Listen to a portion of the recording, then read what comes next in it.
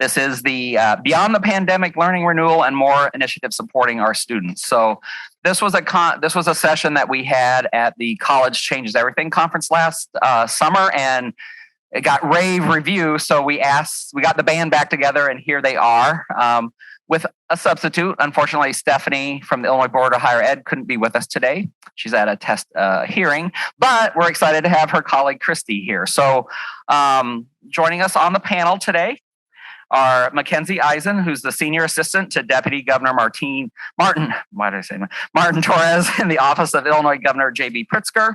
We have Jacqueline Moreno, who is our Chief Service Officer at the Illinois Student Assistance Commission. Deana Schenk, who is the Senior Director for Learning Renewal with the Illinois Community College Board. Nehemiah Ancor, the Learning Renewal Lead with the Illinois State Board of Education. And Christy Chadwick, the Project Director for the Early Childhood Access Consortium for Equity, ECACE. Some of you know that, with the Illinois Board of Higher Education. So their names are also in the agenda. But with that, I'll turn it over to Mackenzie to get us started. Thank you so much, Sam. I appreciate it. And thank you all so much for being here today. I'm Mackenzie Eisen. I'm the Senior Assistant to Deputy Governor Martin Torres, who oversees the education portfolio in Governor Pritzker's office. I'm super excited to be here because right before I became Senior Assistant, I was the director, or as you might like to say, I'm now the Emeritus Director Emeritus of the Learning Renewal Program, which was something that came out of a crisis, but actually ended up being something really incredibly positive for the trajectory of education in the state. So just a quick reminder to really set the stage here. In 2020, in March of 2020, something kind of big happened and everything closed down. And in response, the federal government sent the first of 3 federal COVID relief packages aimed at education. So that was the CARES Act, followed later by the CRRSA or CRRSA, and then, of course, the American Rescue Plan. So knowing that there was this influx of dollars that was coming into the state, knowing that we were facing unprecedented levels of crisis, from P all the way through 20, the P20 Council decided that it would be a really good opportunity to mobilize, to figure out how can we provide support to school districts, to community colleges, to our public universities during this time when nobody really quite knew what to do. So we spent many, many months coming together to organize around what we thought were our greatest priorities. And in the spring of 2021, we released a 140-page, incredibly comprehensive learning renewal resource guide. She's 180 pages. 180. I've left off 40 important pages. And so this guide provides resources to leaders in determining how to best spend dollars according to how to support students. So we had 4 main pillars that became the focal point of the Learning Renewal Guide. And that would be high impact tutoring, social emotional learning, transition support for both for students entering kindergarten from pre-K as well as entering post-secondary from secondary, and monitoring and individualized student support for teachers' ability to actually track what's going on in the classroom. So those 4 main pillars became the focus of how we decided to spend not only the dollars that were set aside for the state, but also to assist our local leaders who received actually the majority of that money to determine how to make decisions that best fit what was going on in their communities. And so it's been about 2 years since we released that guide, and we're really excited to talk about the efforts that the state has made to build things that are sustainable for our communities, as well as the really innovative things that have been happening locally. So with that, I would love to turn it over to Nehemiah Ancor, who can talk about what's been going on at the K-12 level. Mackenzie. I represent the State Board of Education here, and as you all know, that's a very large agency in the state.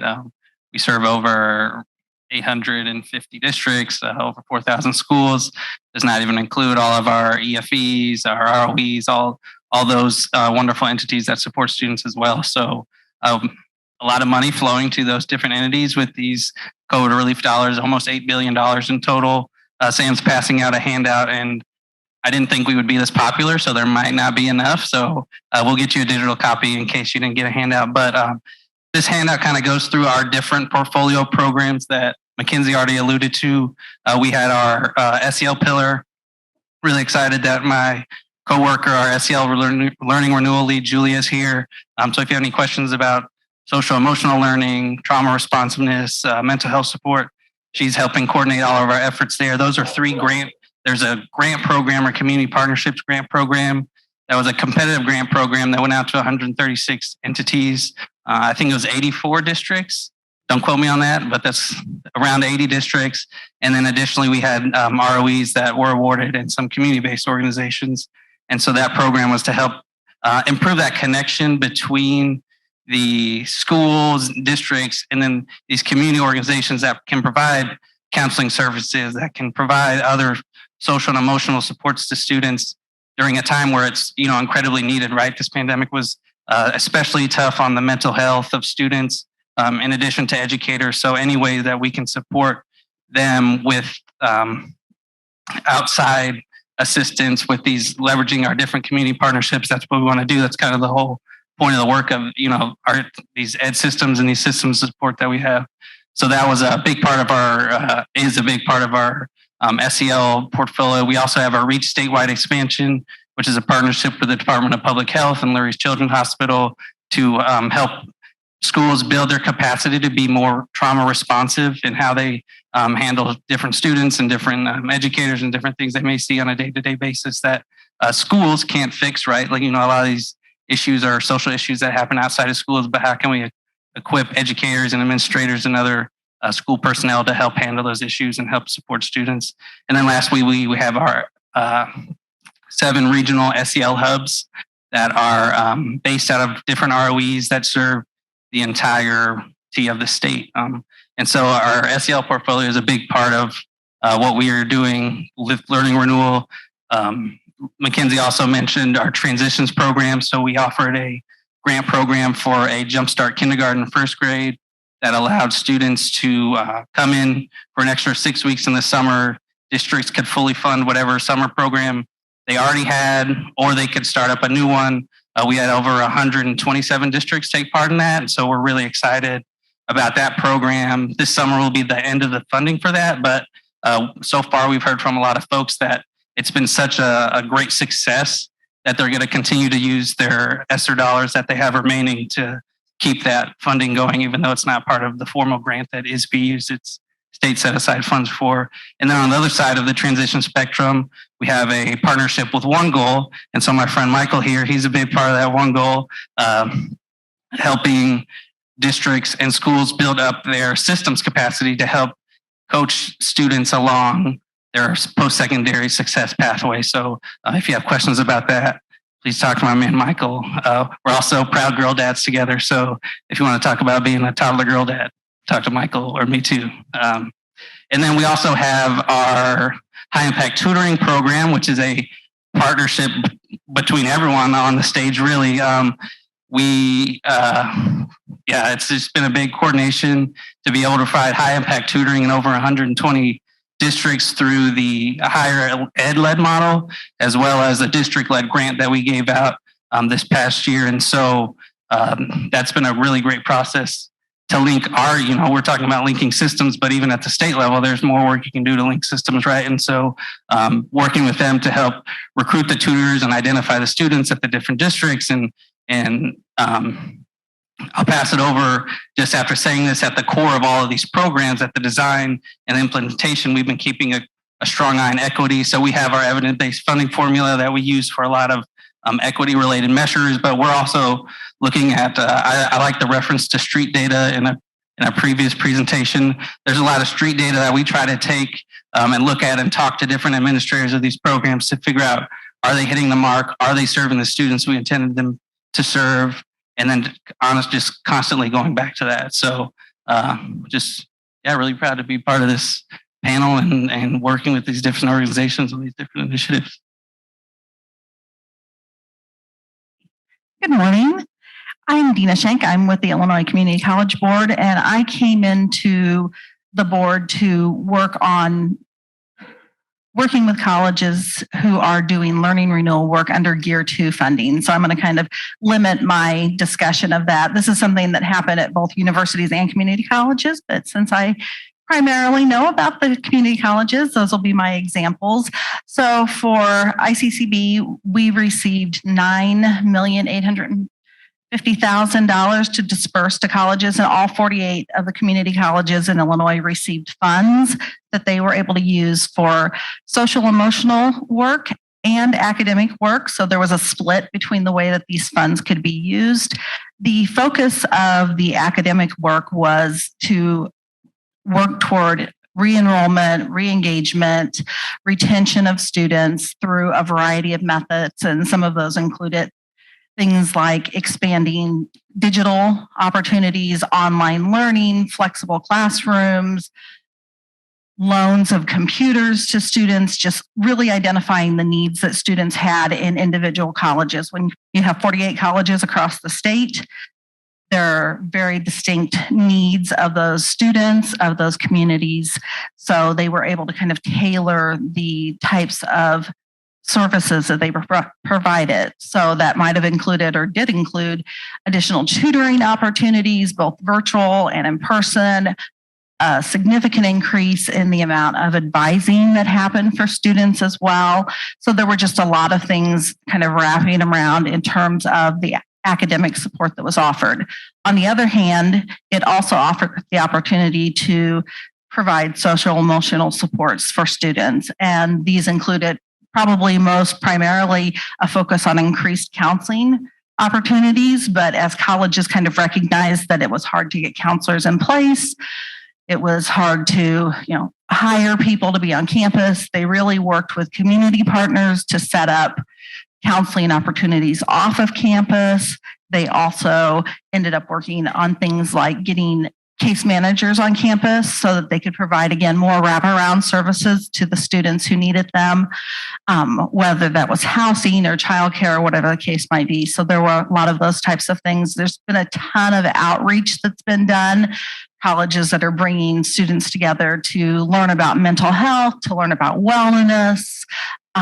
They're just doing a variety of work depending on what the needs of those individual campuses might be. And then an important component of the funding was also that it offered 10% of the funding could be used for direct student aid. So thousands and thousands of students across the state received direct student aid to either help in terms of their academic work. So that might be book type of care, tuition taken care of, but then also to help with their social emotional needs. So this is where things like helping them with childcare or helping them with transportation, all of those things were kind of wrapped up. And a big portion of that ended up being with food insecurities as we started to see that more and more on campuses.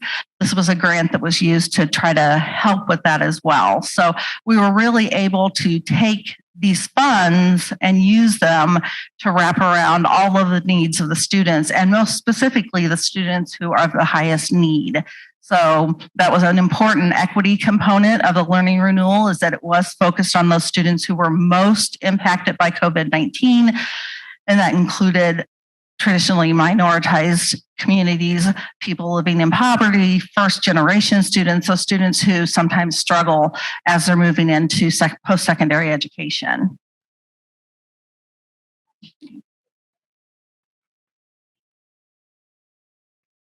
Hi, I'm Christy Chadwick. I am the Early Childhood Access Consortium for Equity Project Director with the Board of Higher Education. Stephanie Bernoteit was going to be here today, who oversees our learning renewal efforts, but she received a lovely invitation from our General Assembly to participate in a higher ed hearing, and she decided that that was probably a priority. So I'm here to pitch it. So be patient with me, and I've asked Mackenzie not to ask me any hard questions. So some of what you'll hear me talk about today are things that you've heard from some of our other partners. We're doing a lot of parallel initiatives or initiatives in partnership and collaborating with other state agencies. Our work is in learning renewal is really guided by the state's higher education strategic plan, A Thriving Illinois. So amidst the pandemic, the state developed this strategic plan. And this was during a time in which the inequities within our system became very apparent. The strategic plan has three goals. One, to close equity gaps.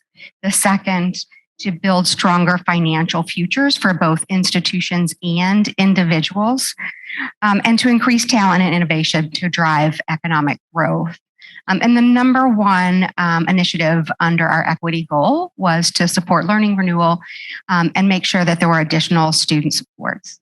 So I'm going to talk a little bit about some of the work that we've done. You may have received a handout that has some information about our learning renewal work. So like other agencies and ICCB, much of our funding was provided to institutions to provide supports for things for students who need financial supports, academic supports, mental and behavioral health supports, but also to close technology gaps. So if students needed laptops, hotspots, headphones, whatever it is, they needed to be able to access coursework and be successful. We also have led an initiative that was made available through the Illinois Homeless Opportunity Act. So we have led work to identify, train, coordinate, support liaisons at each of the institutions to support students who are either experiencing homelessness or housing insecurity. We are also launching an initiative of Behavioral Health Workforce Center in partnership with the Illinois Department of Human Services. This work will be led by SIU and UIC in partnership with many other higher education institutions, community partners, state agencies across the state. And the goal of this work is to really provide opportunities to upskill the mental and behavioral health workforce where opportunities are needed, or to provide additional pathways and training opportunities. The Workforce Center will also be providing opportunities for technical assistance for other colleges and universities. And then lastly, an initiative that was talked about before is our Illinois Tutoring Initiative. So launched just about a year ago, Illinois launched a tutoring initiative to work with priority districts in the states. These districts were selected based upon percent of low-income students, where they fell with the evidence-based funding formula, impact from COVID. So they were selected to participate with the state on these initiatives. The initiative is administered by Illinois State University in partnership with 7 other institutions in the state. So SIUE, SIUC, ISU, NIU, Governor State, ICC, and Southeastern. So supporting students it's pretty impressive. So supporting students across the state. So students in 3rd through 8th grade in reading and math, and students in high school in math. And this is not just let's get together and help you with your homework program. This is an evidence-based program focused on high impact tutoring with students. It's really built around forming relationships with students so that they can be confident in their learning abilities. Students also have a certain number of times that they meet with their tutor per week. They have to meet for at least an hour, 3 times a week with their tutor. They meet either one-on-one with their tutor or in small groups. And this, happens throughout the year. Their tutors include folks like those working in higher education teacher preparation programs. So those who aspire to be teachers are working to tutor students across the state. We also have, in some cases, faculty, staff from school districts, community leaders have also joined in to help support this project. So we are about a year in. We have tutored over 1,800 students in 61 districts in over 120 schools. So that's probably one of the most exciting efforts that we've been able to work on to date in partnership with other agencies here.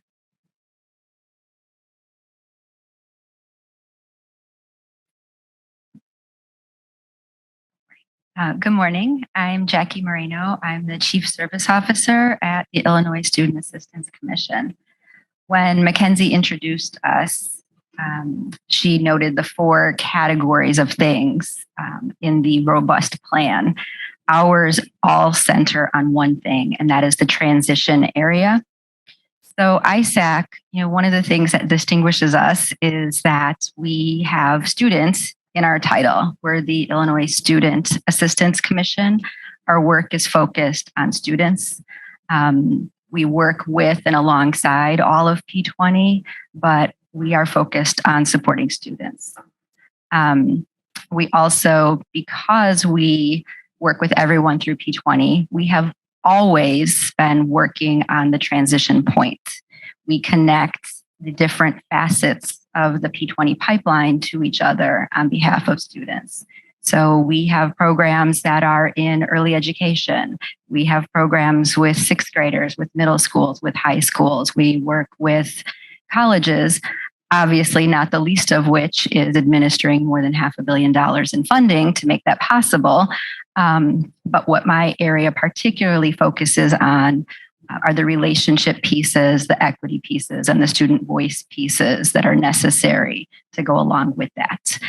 And the third thing that we really do is connect our partners so that they have greater capacity to better serve students. Everything anchors back to what students need. With that in mind, our focus didn't change that much as a result of Renewal. But what we had to do was work harder to elevate student voices and to tell stories about what students were facing even before the pandemic. As Mackenzie said, as everyone on this panel I think has said, and we heard in the opening session, renewal is a better word than recovery, but perhaps renovation is a better word than renewal, because we need to talk about what wasn't working that came into clearer focus. The pandemic, unfortunately brought the barriers to scale that underrepresented, lower income, and first generation students have been facing. We were asked at the beginning of the pandemic to speak very frequently to different media. And they asked us questions about what students were facing now because of the pandemic. And the reality was that a lot of students that we work with, potential first generation students, have always been facing these kinds of barriers. But now everyone was facing them. And so we had everyone's attention. Well, before I say that, let me say this. I learned something last week and I want to share it with this group because I think it's really grounding and important. Last week, I had the opportunity to hear an author speak who is a developmental psychologist. She focuses on adolescence, and she put me in check a little bit, and I think I needed it. I am also a mother of 3 teenagers who I frequently tell, shut up, I don't care, just do your work and quit complaining about it. I'm not going to win Mother of the Year.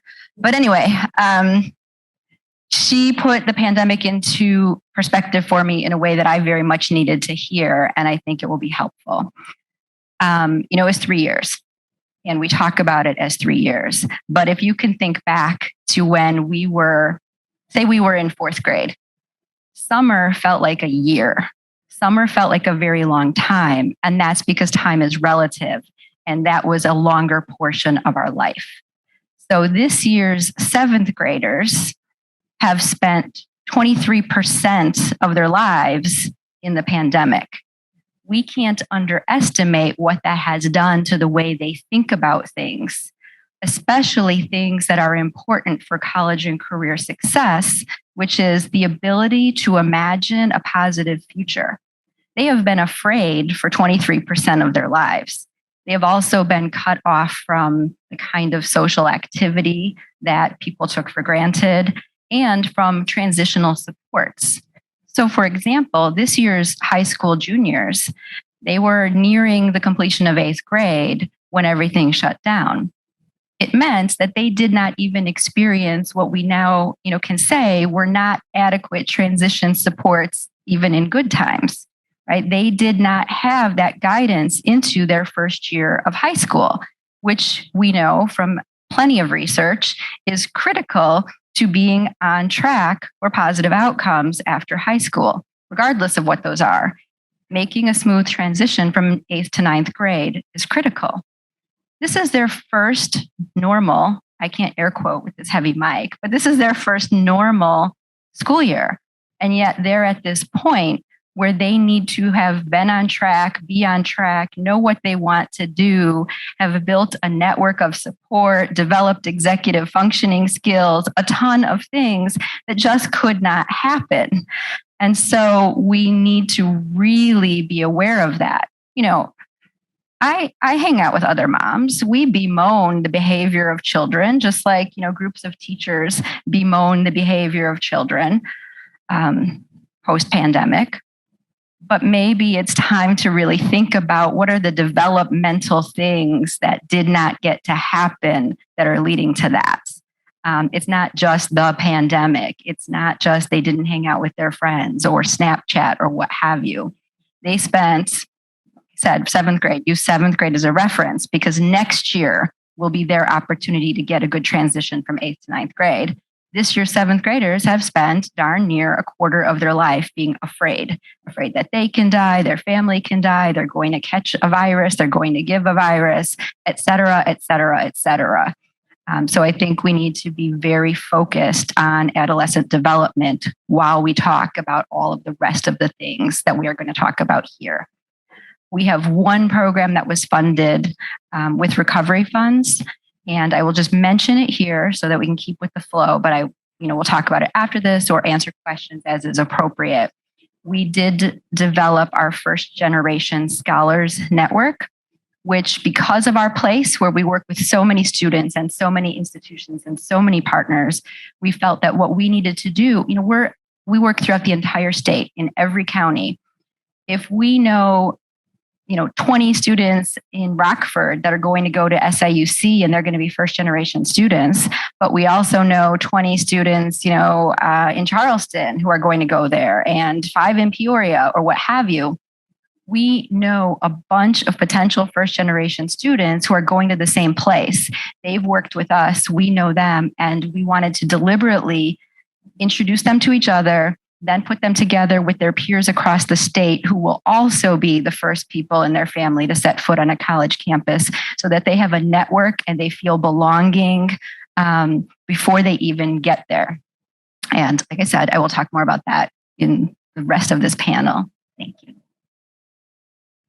Thank you so much to all of the panelists for sharing a little bit about what's going on in their specific corners of the world. There are so many different themes that were raised in this that I really want to dig into, but I'm going to start with one that is also the theme of today, which is equity. So a number of you guys mentioned sort of how priorities changed immediately during this emergency period and how we wanted to best support students, be it through social emotional services or laptops or any other immediate needs that they had. And I'm kind of wondering if you guys can talk a little bit specifically about how did you know what those needs were? How did data inform the work that you did? How did equity inform how these programs were designed and how you worked to shape the local entities that were responsible for execution? Yeah, I'll take this one first. Depending on the program, so as you guys can see from the handout on the ISB side, K through 12 it's a long grade span, and so these programs, some of them target the entire K through 12 spectrum. Some are just focused on like Jumpstart is focused on a very specific grade band. So we really had to make the indicators match what made the most sense with the program, and so to the extent that there was data available across the whole span of K through 12. Such as report card data and things of that nature. We tried to identify not just like which areas may not be performing, or like, for example, with one goal, we looked at districts and schools that have lower graduation rates, but also relative to other districts and schools with similar demographics, right? And so relative to other schools in the same regional area, because we know there's regional effects to some of these things as well. And so that's kind of the approach we took to looking at the data to inform how we would implement these programs equitably. We also tried to have a balance between making things available to everyone, because even if your school or district is performing well, I can guarantee you there's a pocket of students that may not be performing well in that school or district, right? And so trying to walk that balance between making things available to everyone, but also maybe targeting our communication or recruitment efforts for different things in a way that would, serve the most number of students that we're trying to target. Hopefully that makes sense. And I'll speak to that just a little bit at the community college level as well, and kind of bounce off what Nehemiah said in terms of building things that really served everyone, right? But with the very intentional focus of making sure that those services were for those students who need it the most. And that was really something that colleges were able to decide on an individual basis. And one of the things that I was most impressed with that they did kind of comes back to some of the themes from earlier today, which was to talk to students. So they reached out to their students to find out what they would need rather than trying to think that they just automatically knew that. And so they got a lot of feedback from that. Sometimes that feedback meant that they came up with programs that were really effective. Sometimes it still required some adjusting. There was a school that got feedback that the students wanted to have drop-in counseling sessions where you could just kind of come and talk. Yeah, nobody came. So nobody came to these. So they had to reimagine that. And they went back to the drawing board, but they didn't go back to the drawing board on their own. They talked to other colleges. They talked to the students themselves. They looked into other ways to being able to provide some of that service, that social emotional support, but in a way that was different than they had been originally communicated out. So I think that that's a big part of that, is really listening to those students. And I feel like in terms of equity, it was just embedded in all of the work that this program came up with in terms of the way that the funds were divided. There was a clear consideration for providing supports in all facets of the students' lives. Certainly in the direct student aid that I already spoke to a little bit, each college developed a way that they could assess whether or not that student was of need. And it worked depending on what their colleges, worked in their own systems, whether it was an application or some other way that students were identified. They were all very deliberate about thinking about where these funds were going to be spent and how they could get the most out of these funds. And when I talked about it being $9,850,000, it sounds like a lot of money until you think it was divided between 48 colleges. And it was divided, with funding formulas based on population and need, that type of thing. But what colleges did to look at it very critically and think about how they could make the most equitable impact was pretty impressive, because they did a lot with those funds.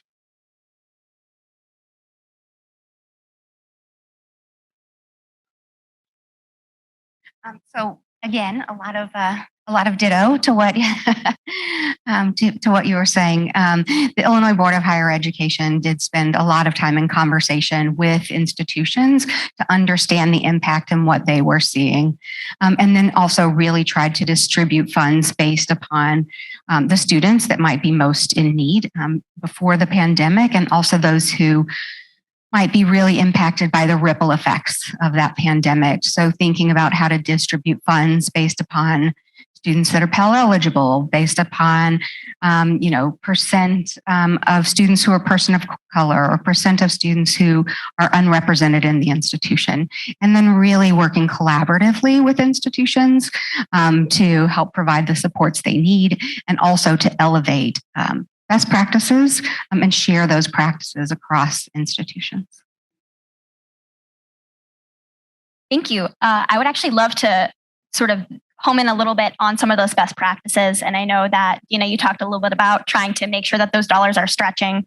We are now, as we mentioned earlier, a couple of years in, we've already approached the expiration dates for about 2 of our programs, or one is coming this September. So we have really until the end of 2024 to spend the remaining dollars that are left. And I'm wondering what you guys have been able to observe about how our local institutions are thinking about sustainability, and if there are any innovative programs or initiatives that look like they're going to continue beyond this pandemic period. We'd love to understand sort of how locally are we contextualizing everything that's happening, and how is that going to change us permanently in the future?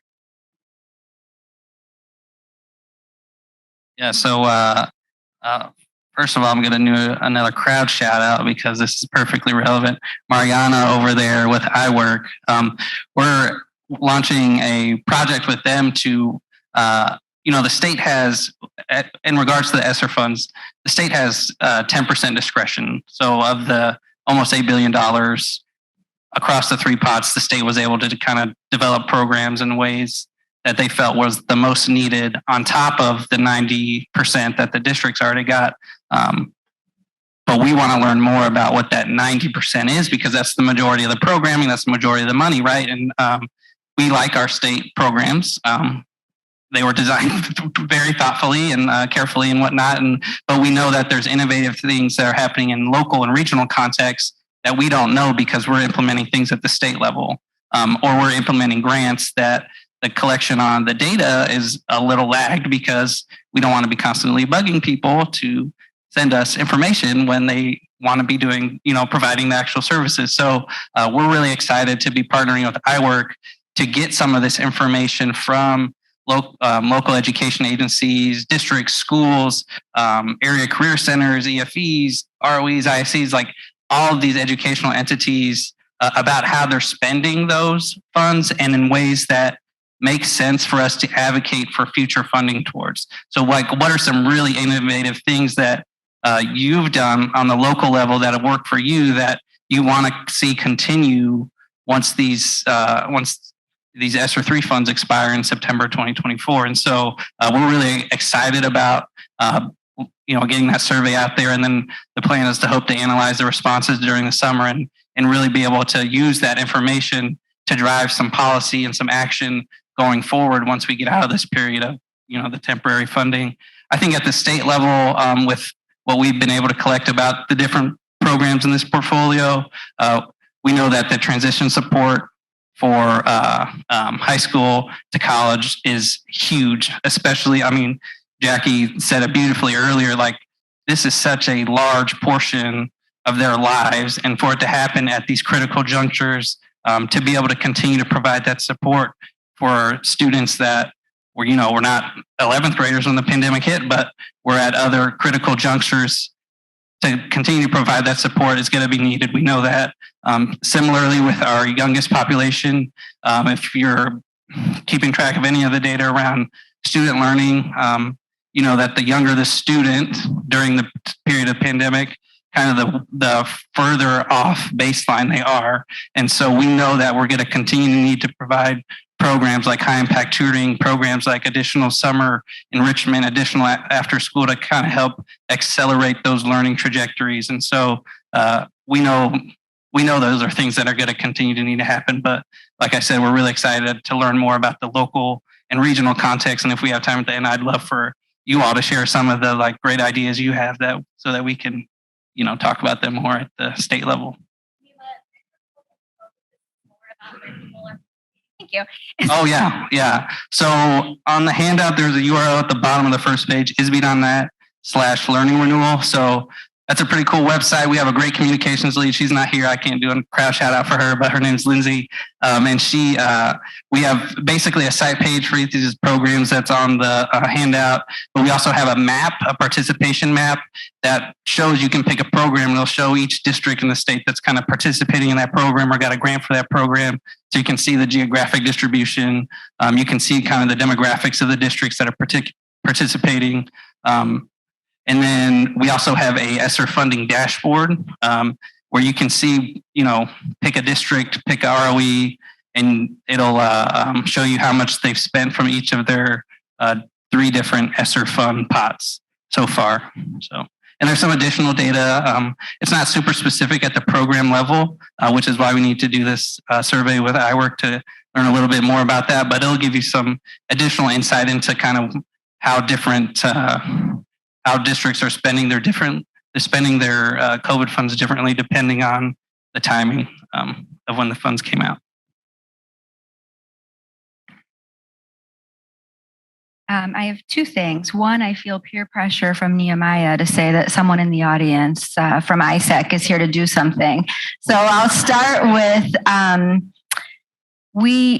I always sort of in my mind think about this like the PACE conference, even though I know it's not. I know it's about much more than that. But, our staff at ISAC, our training and professional development specialists, spend a lot of time helping schools implement the post-secondary and career expectation framework. And they share best practices from schools that have done it or are in the process of implementing it with everyone who participates. And there will be a PACE symposium coming up, and Eddie Brambilla from ISAC is sitting right at that table. When is it, Eddie? And where is it?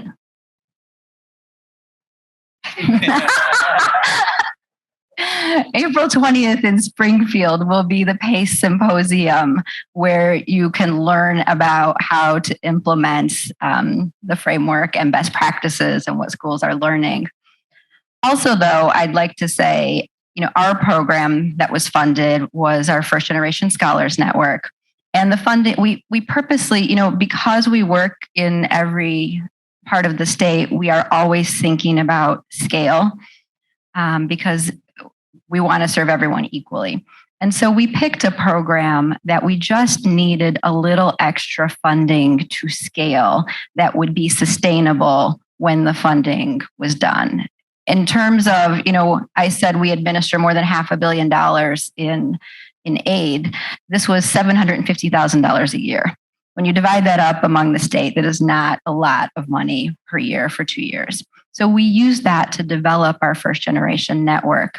And everyone here can help us sustain that, because all that we need, because we have the ISAC core, and I'm sure everyone's familiar with it, but our ISAC core is 14 years old, right? We have near peer mentors that live and work in every single community in this entire state to help students and families make the transition from high school to post-secondary. Our core members are the backbone of our first generation scholar network. So all we need in this room is high schools that are interested in this idea of supporting first generation students as they make the transition to post-secondary. And where we could use a little more uptake is post-secondary partners. We could use a little more participation from colleges and universities to partner with us in receiving these students and helping to, use best practices in first year programming, transition programming. These are things that ISAC has the capacity to do. We don't need more fund. Well, no, I'm not supposed to ever say that, right? We always need more funding. It costs $1 billion. But we could scrape by with just partnership. That's what we need to keep this going.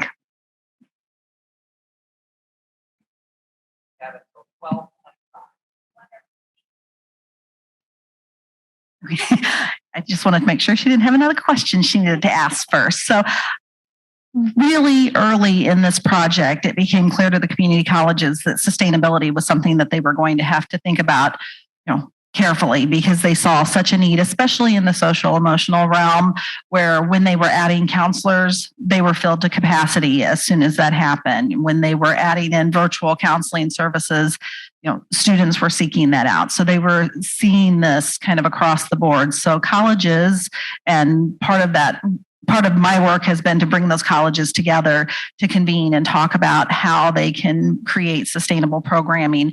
But they have really looked at other funding for that. Very, very grateful for the funding that came through for mental health, for higher ed with the budget, the supplemental budget. So that's going to be very helpful to continue this work as the schools go on. But they are kind of continuously looking at, and many of them are very committed to keeping the staff in place that are providing these services or the virtual services that are there. And also in terms of a lot of their services, especially the academic services, they were very strategic in making plans that were going to serve beyond just the time frame of the grant. So whether that was laptops that we've talked about, hotspots that students could borrow, those are going to be things that continue to impact and help students work toward their success for many, many years, as long as the technology continues to work. So they were super strategic about that. They did a lot of training of their staff so that they could offer more online classes. That's not something that goes away when this funding's there, right? Those instructors are trained now. Now they are able to offer that lots of schools did things like mental health first aid training and became facilitators on their campus. So again, even when that staff, maybe a staff member leaves, you're going to have someone who's able to train and bring that next person into the work that they're doing. So it was really impressive to look at how they were going to be able to continue doing a lot of this work even when that funding wasn't there.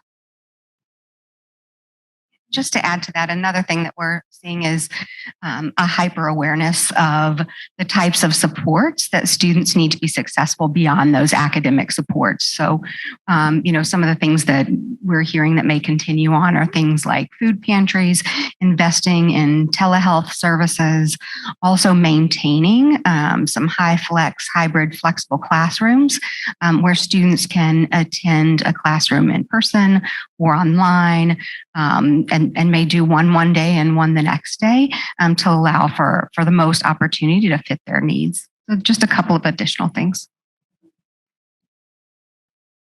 Thank you. I have actually just one more question for the panel, and then if folks in the audience have any questions, we would absolutely love to take them.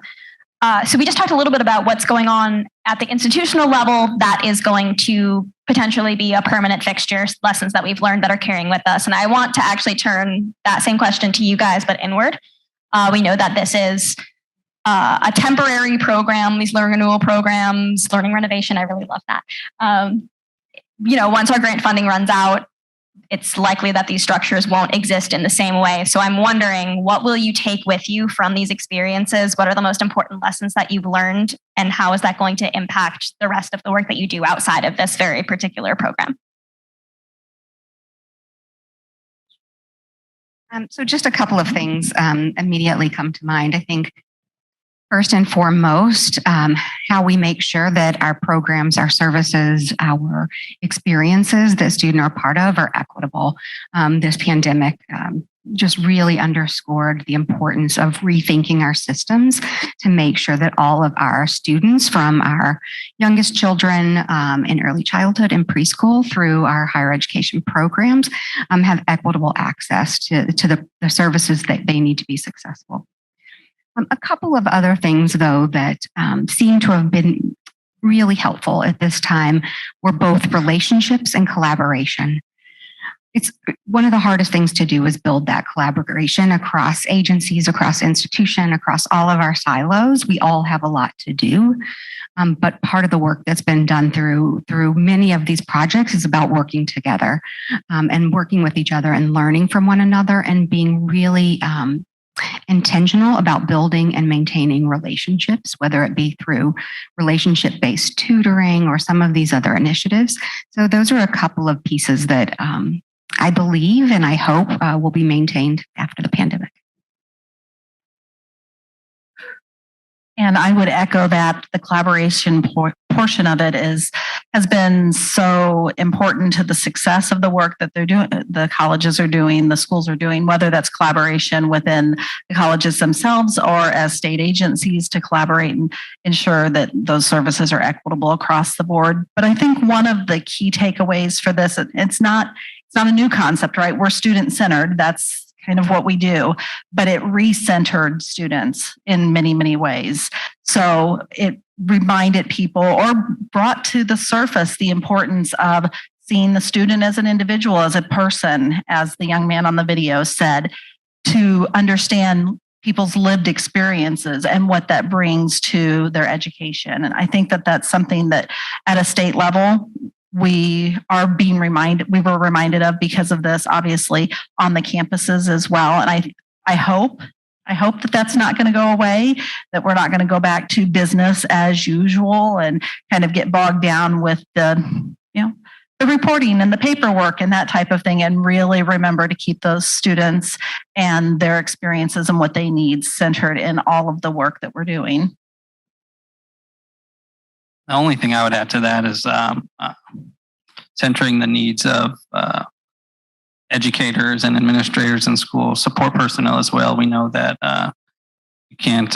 What is the saying? You can't pour from an empty cup. And so the teacher pipeline being a little thinner and short than we would like is a direct reflection of the stress of the past few years. And so that's a pipeline we're going to have to build up over time. And so to the extent that we can support students in the holistic ways of well-being that they need, we're trying to do the same for our educators and support personnel and administrators as well, because can't serve the students without the folks that serve the students.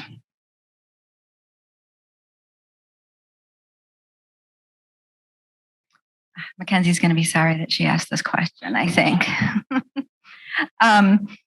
I love that centering students was in all of the responses. And I would say at the beginning of the pandemic, I was leading a task force, and I said centering students in one of the meetings. And in the following meeting, I had to explain what that meant because no one understood. So I think now people understand that. And I would say, and I think I'm looking right at my team in the middle of the room, I would say that we have all learned to be less quiet and less apologetic about demanding that people take seriously the needs of the students that we most interact with. And I think before we tried to be a little bit more polite. But when we saw the lives of the students that we work with and their families being impacted over and over again, we stopped being quiet. And I think that won't change. And, Tiffany, I've got two also, Nehemiah. Tiffany Sharp, who's right in the center of the room, she will describe her work today as equity designer. And that's not how she described herself when she started at ISAC. Panel, thank you so much.